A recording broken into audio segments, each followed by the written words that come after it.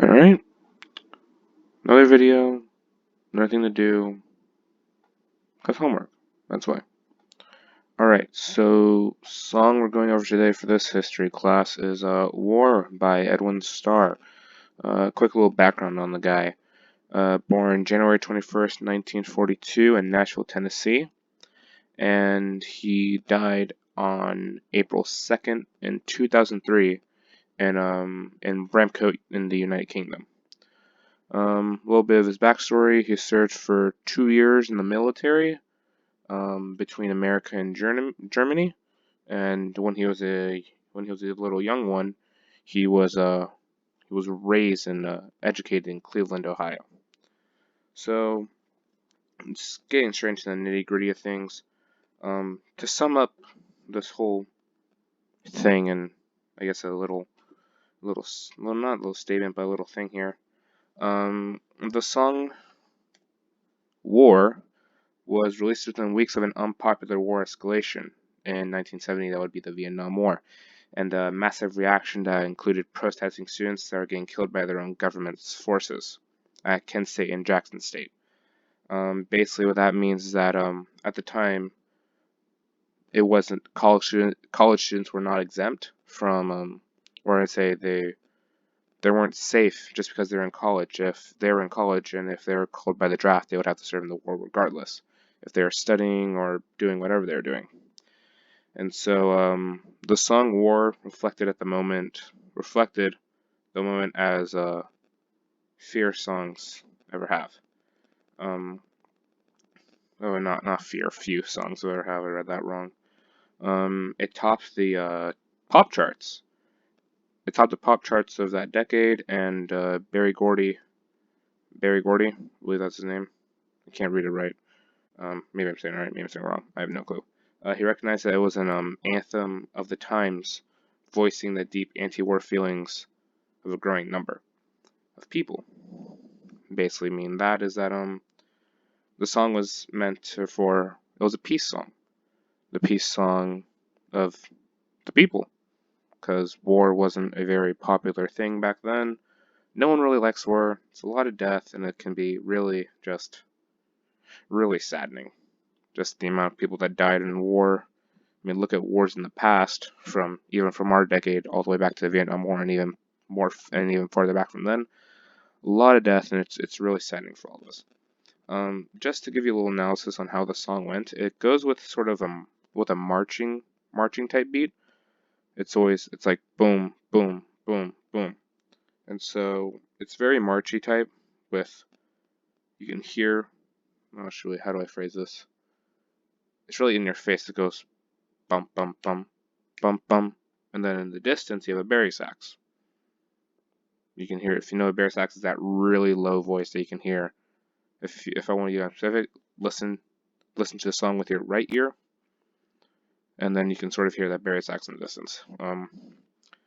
Relevant to today's society and culture, war isn't still a popular thing.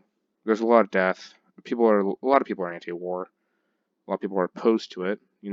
Most of the days, we gotta solve things through peaceful relations. That's how we should mostly be.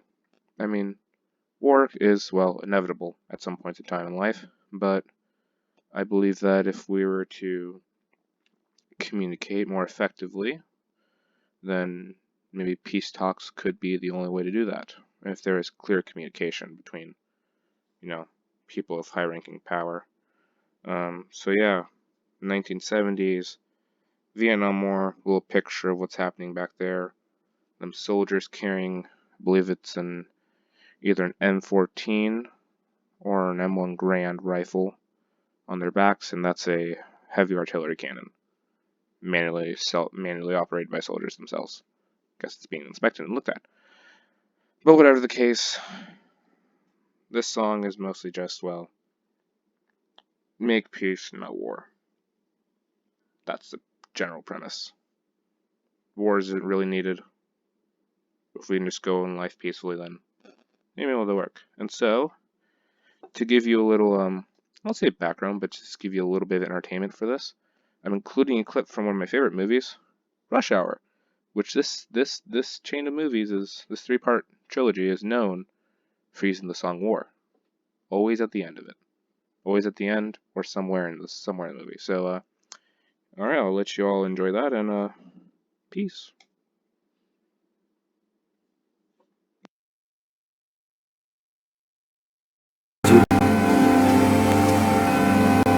Case closed.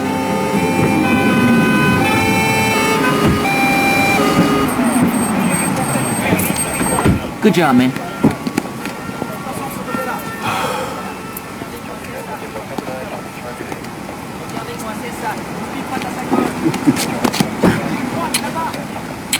Hey, man, you touch me again, you gonna owe me dinner and a movie. Congratulations! It appears we have finally brought down the trials. We? You didn't do shit. My butt still hurts. The Americans and the French need to work together in a spirit of brotherhood. Together we can do anything. Anything! He's right, Lee. Together, we can do anything. You go this way. And I'll go that way.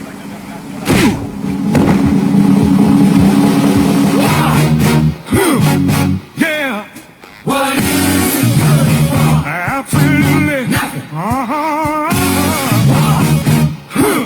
Yeah! What is it good for? Absolutely. Say it again, y'all. Look out. What is it good for? Absolutely. Listen to me. Yeah, and there's that. At the end, there's a little portion of the song. That's what's required. Discussion question for y'all in the discussion board of Canvas. I would say if how would I put this? If you were I'm trying to figure out a good discussion question here. I know it's kind of hard, but let's see here. What would be a good one? What would be a good one? Trying to figure it out real quick. Discussion question right off the bat. Is war in some cases inevitable? I mean, sure, we can do things peacefully, but would you say that in some cases is war inevitable? And if so, is there ever a way to resolve it with peace? That's it. Have a good day, stay healthy, and try not to die. See ya.